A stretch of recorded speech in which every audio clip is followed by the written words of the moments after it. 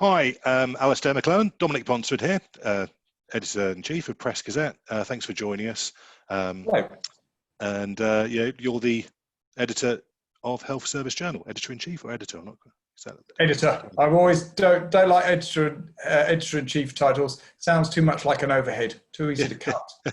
Yeah, sounds a bit like Commander-in-Chief, doesn't it? It's quite militaristic. But the yeah, exactly, like editorial director, those sort of things. So great. I've been one of those. I got sacked, so yeah. you know, never again. Vulnerable. Editor. At least people know what editors do. Yeah, they are difficult to be made redundant when your name's above the door. That's true.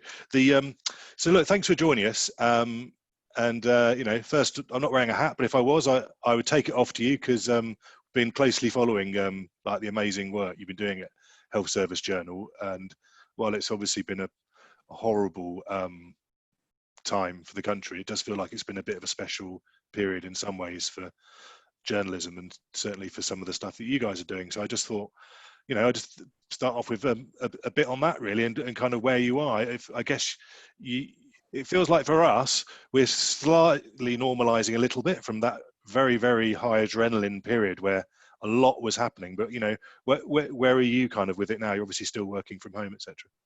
Well, of course we are, yes. And as far as I have no intention of going back to the office until they start producing a vaccine. I mean, I will, obviously, on the odd occasion. But one thing that I and the team, or particularly the team, have proven is that we can do our jobs working from home just as well, or almost just as well. I think the thing that has been challenging for us is not being able to have face-to-face meetings with contacts, going to conferences and that kind of stuff. But it hasn't been not being in the office. I think it has been a challenge, a little bit more of a challenge for the younger team members, less experienced people who perfectly naturally and rightly sort of feed off each other and draw support and intelligence from each other.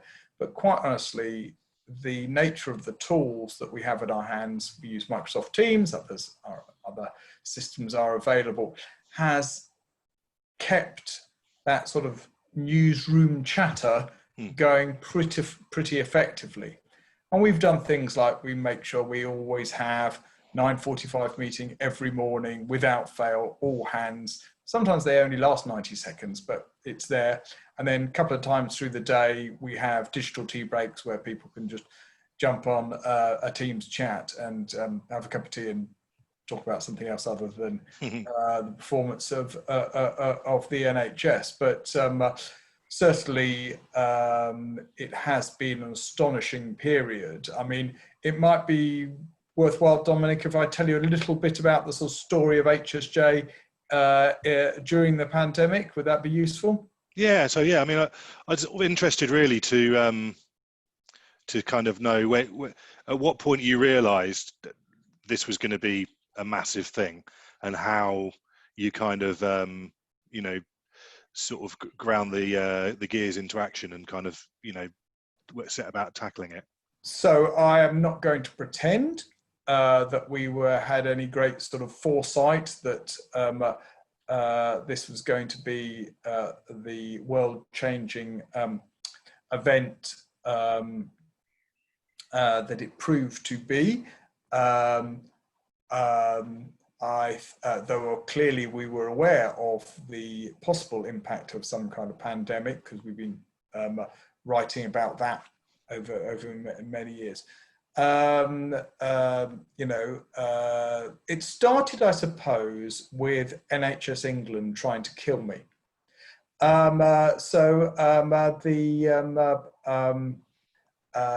was due to go to Italy, and I was talking to one of their senior figures, and I said, "What about this COVID stuff?" Because it's all north of Italy. Then, is it that serious? He said, "Well, you go off on holiday to Italy, and then we'll talk about it when we come back." So there I say. So that's how. That was how NHS England nearly killed me. When was that? I was going to Sicily. But nevertheless, as we now know, it was everywhere by that point. In the start of March, it just became more and more obvious to us and many other people. What I think we did do well is realise how fast we needed to move. So in the middle of March, about sort of 12th or something like that, we made two decisions, and very significant decisions. We would take all of HSJ's resources, and HSJ employs about 30 people within its editorial and research teams, but we would take everybody in that team and devote them entirely to covering the pandemic. We wouldn't write about anything else, you know, within reason. And the second thing that we decided that we would do would be to drop our paywall. So HSJ has been very successful over the last decade. We have doubled our subscription revenues since the start of the decade, and so it was a big thing for us to take our subs wall down, because we are basically putting us in a situation where we weren't getting half our revenue. Our HSJ is a intelligence and events business. Roughly half comes through subscriptions, half comes through events of some kind. It's a bit more complicated than that, but that's it general. We felt that during this period, and as HSJ, we would rightly be heavily criticised if we were providing the kind of intelligence that we could do about the pandemic. And I knew that our intelligence, the coverage that we do, would be at least as good as you could get anywhere else, because I had the scale of people to throw at it, and because those people are very good. So I knew we couldn't keep our paywall up. So I thought, you know, to play with registered, and I just thought, no, this is a national, indeed a global emergency. So we're just going to drop the paywall completely. Okay. And the bean counters were content to do it, or to take the hit? Ask for forgiveness and not for permission. A good editor's the watchwords for any good editor. Yeah. So, you know, of course, the move had the support of my Lords and Masters. The fact that I was able to show them massive support within our sector for the move helped me do that. But, you know, I'd like to pay tribute to our owners, Wilmington, who absolutely saw the sense in doing what we did and backed us. And I'd guess, I mean, just from a sort of hard-nosed business point of view, it makes sense, doesn't it, as a long-term investment in the brand, I would guess, does it? Well, we hope so. I mean, you know, just to touch on that, because it may be of interest to your readers and indeed viewers, is that, so what we've done is we kept it open during April and May, and our traffic, as you would imagine, went through the roof, because we'd taken off the paywall down, could take the paywall down, and because of what was going on, and because of the coverage that we were producing. And then at the start of May, we started doing non-COVID stuff for the first time again, but the COVID stuff that we did do, which was still the majority of the stuff we did, we placed behind a registered barrier. And and that has been very valuable, because we captured an awful lot of detail, which of course my marketing colleagues can then, you know, try and convert into subscribers. And I think it is worth pointing out that not only did our non-subscriber traffic grow during this period, so did our subscriber traffic. And I think I would have been worried if the subscribers wandered off because they thought we had gone to start serving an audience. So we kept that audience, which is the most senior leadership, the senior leadership of the NHS and the health policy, health policy. we kept serving that leadership first and foremost, but making it available to all to read. So, well, we shall see whether or not it was a good move or not. And over time, we're going to slowly shut down the amount of time we give away for free, registered and things like that. But it wasn't a move, it wasn't a foolhardy move. We hoped that, I didn't think we had any choice to do it, because I think we would have been so criticised if we hadn't done it. But there is, as you say, a business opportunity in it too.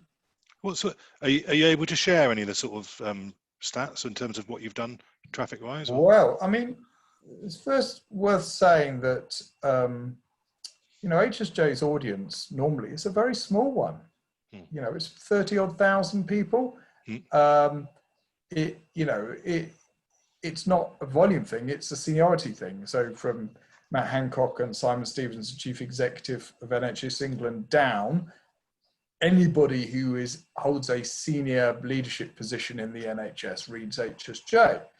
So, you know, we've got 30, I think it's at the moment are like many organisations, we now work on an organisational subscription basis for both public and private organisations, as well as having individual subscriptions. So working out the number of actual subscribers is a bit difficult. But if we say, for argument's sake, it's about 24,000, which is, it's going to be there or thereabouts. No, typically we're getting, you know, 3,000 in a day, 10,000 in a week, which I'm sure is similar patterns for other things like that. At one, so, you know, and if it's a good day, we'll get 4,000, maybe 4,500 subscribers on the site. At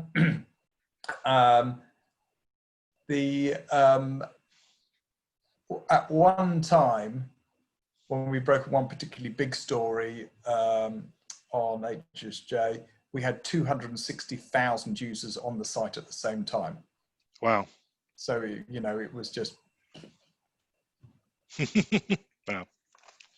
So it'd be great if you could, you know, talk me through some of the bits of journalism that you've done over the period that have you've been most proud of. What do you think are the things that have been the most important in terms of the things you've managed to reveal and new stuff that you've brought to light? Inevitably, as with journalism, there's the stuff that has been the sort of, you know, the worthy stuff, and the stuff that has been particularly important. And I think the most important stuff we've done is we've just covered it in so much detail, day in, day out. The other thing I should say is that we went to 7 days working. So we you know, we typical B2B title, we worked 5 days a week mostly, but we went to a 7-day working basis with rota for weekends and things like that. So, you know, I think the thing I'm most proud of is that we covered it in so much detail, and that we almost anything that was significant, you read about it in HSJ first, whether it be testing concerns, whether it be the issue of excess deaths, whether it be PPE, you name it, we covered it first. Sometimes not in a big sort of flashy exclusive breaking type way, sometimes absolutely in that way, but, you know, not, but we just covered it. It was, you know, we were talking about it before it hit the nationals.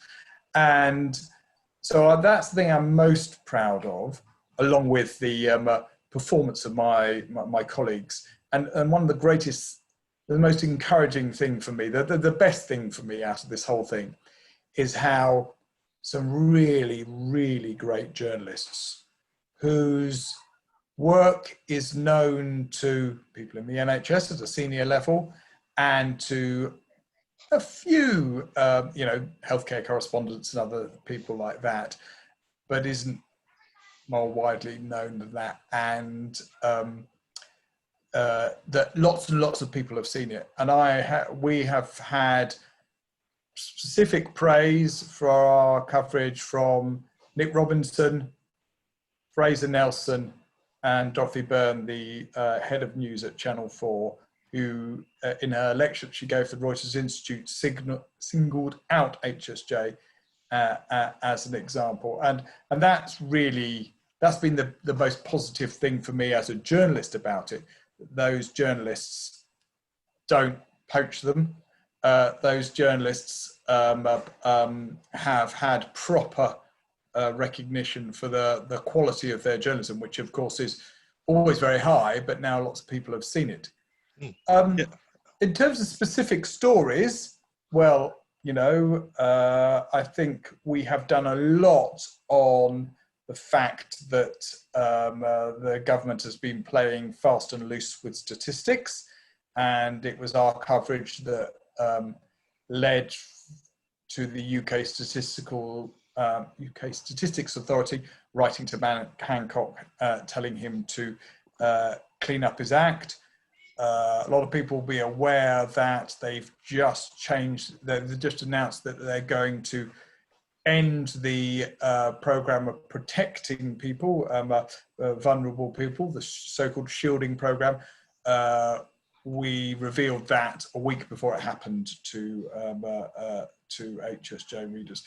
There are many examples, but it will sound like I'm boasting if I but there are, and I think, you know, the fact that HSJ was the first specialist title to be asked to join the number 10 briefings, and we were asked by the lobby, we did not request, we were asked by the lobby to join the question panel. I think that was sort of, I think basically lots of journalists, among those I talk about, realised that the level of analysis and understanding coming from HSJ demanded that we were represented in that kind of forum, and it would have been a travesty if we weren't. So, you know, and that was good news, and I was glad that other specialist titles followed. So, what do you make of the, obviously during this period, everyone's been writing about coronavirus, nothing else, all the non-specialist people as well as the specialist people. We've all kind of become health journalists in a way. What do you make of the kind of coverage elsewhere? Is there any high points that you've seen, or and would you make it just the sort of general stand of it in the sort of national press compared to obviously your insider knowledge of it? Again, I mean, I do encourage you to watch the lecture that is given by Dorothy Byrne. You can find it on the Reuters Institute website. She has gone into this issue in a much more depth than I have. I would say that this period has been a good one for British journalism. I think we've all been given a good, chunky subject, which news editors and editors have demanded more and more information. And we've really, and I think British journalism has risen to the challenge. People have educated themselves about, you know, pandemics and about healthcare systems, and really sort of, you know, not done sensationalist work, etc. I think if I did have a criticism, which is a criticism I made, I've made in other places, which is, I think that there was a little too much, respect is not the right word, because there should be afforded respect, a little too much swallowing of the line that the government was following the science. Not that they weren't following the science, that there was such a thing as the science. And as we know, there isn't such a thing as a science. Scientists disagree with each other all the time, and scientists get things wrong, and clearly got things wrong about the advice they gave to government early on. You know, and I think it was a bit too polite with journalists on a bit at that particular point. Yeah, Don't worry, I can hear a bit of background there. But let me just shush my. It's okay. She's come down because she can't. I better go upstairs or something. So you can just cut it here. So let me go somewhere else. Otherwise, you'll just hear her shouting in the background all the time. Okay.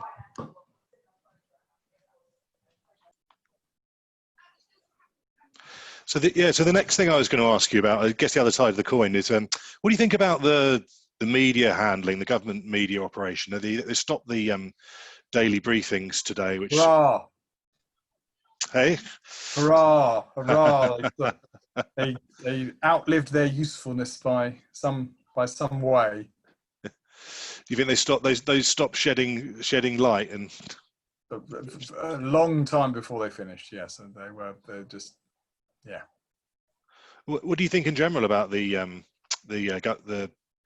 government's sort of media operation? I mean, we did a story a little while back, and you kind enough to talk to us then. But certainly some journalists feel that the government's not been as transparent as they feel it should be in terms of divulging certain things about this. Show me a situation where journalists have ever thought governments have been transparent enough as they should. Journalists' job to be sceptical about such things. Clearly, the government has.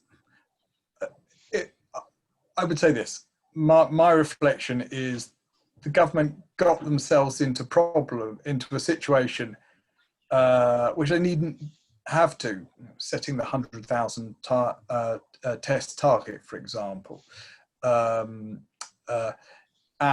then when they realized they'd set themselves tests, then realized they couldn't meet them, and then started playing fast and loose with the figures. And actually, if they had been a little less knee-jerky in the sort of demands to set targets and things like that, then they wouldn't be in a position to be so lack transparency. I think, perhaps an unpopular opinion, but I think actually this government has been pretty transparent about the way in which it's gone about tackling the coronavirus pandemic. It probably thinks it's been a bit too transparent, but the daily press conferences, etc., etc. As far as I'm aware, there's been no media bullying in any kind of way. I certainly haven't been on the end of any of it, and we've written loads and loads of very negative and potentially damaging stories, and I've not had anyone wing me up and bend my ear over it. We've got to remember this is a government who designated journalists as key workers when the pandemic struck. We could send our kids to school. So I don't want to sound like I'm defending the government, because it's not my job to do so. And HSJ have written many, many stories which show the government in a poor light. But I don't think we're in any way a scenario where there has been a massive media management job. I don't think that is the case. It certainly wasn't, nothing like the New Labour years. Yeah, not as bad as all that. Yeah, and what do you think of the key kind of lessons that you've kind of learned journalistically out of all this? It feels, for me anyway, that we've kind of come a long way very, very quickly in terms of the way we operate. Certainly at Press Gazette, and it seems like you have as well. And I just wonder, more so than us, I'm sure. I just wonder what the big lessons are for you in terms of as an editor and as a journalist. Well, I think that as we were talking about earlier on, I think it is the way in which we work rather than the work that we do that has been the big learning for us. The team have all been working from home. It's quite funny because half my team is India, so I've got half of them, a bit more than half, 20 odd in the UK and about another dozen in India.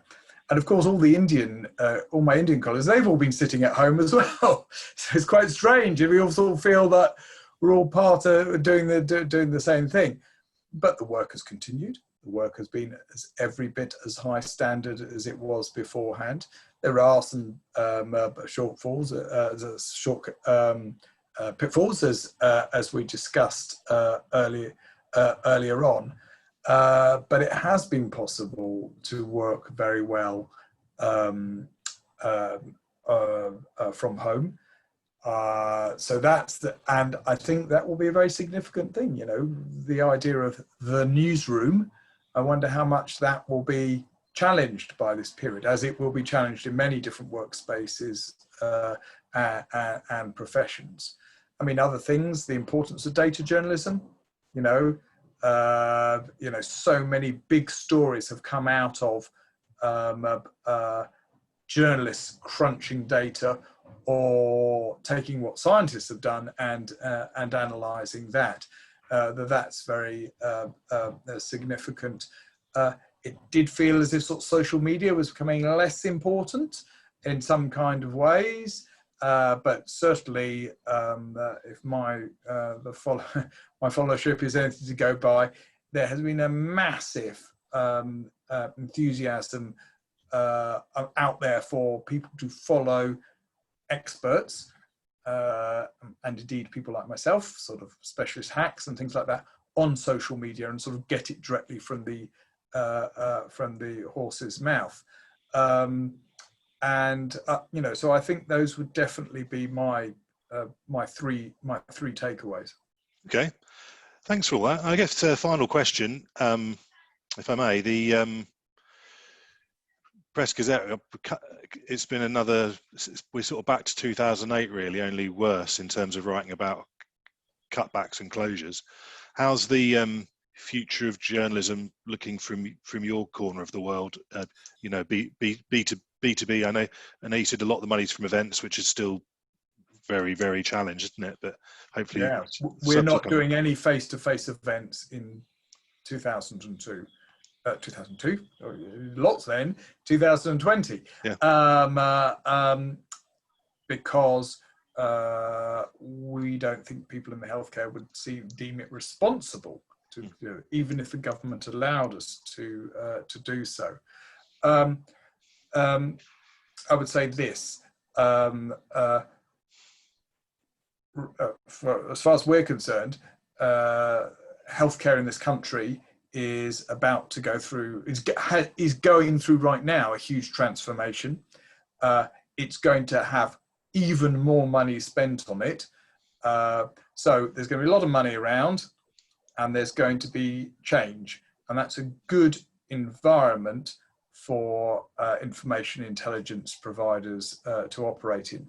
At HSJ, we've always, since we began this journey about 12 years ago or something like that, we've always put journalism at the heart of what we do.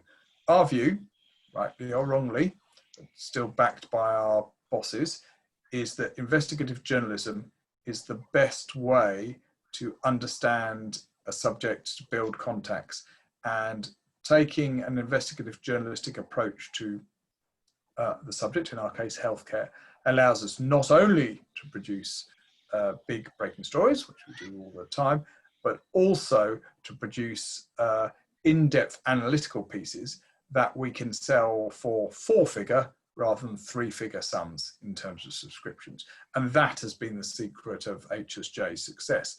And I see no reason why that doesn't continue in the situation. I personally feel that for some sectors, we're about to go through a boom because the government has made it very clear that it's not going to cut public spending anymore, no more austerity, and it would be very difficult for it to raise taxes. So it just has to increase spending and sort of now it will choose its sectors, so there will be definitely winners and losers.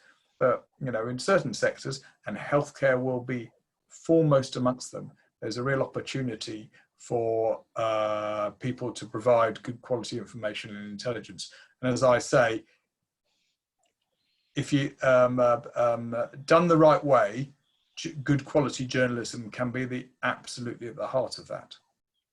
Brilliant. That's a good point to end. Thank you very much indeed for your time, Alastair. I appreciate it. Not at all. Really good to talk. Thanks very much. Cheers. Okay, that's cool. I've stopped the recording. Cool.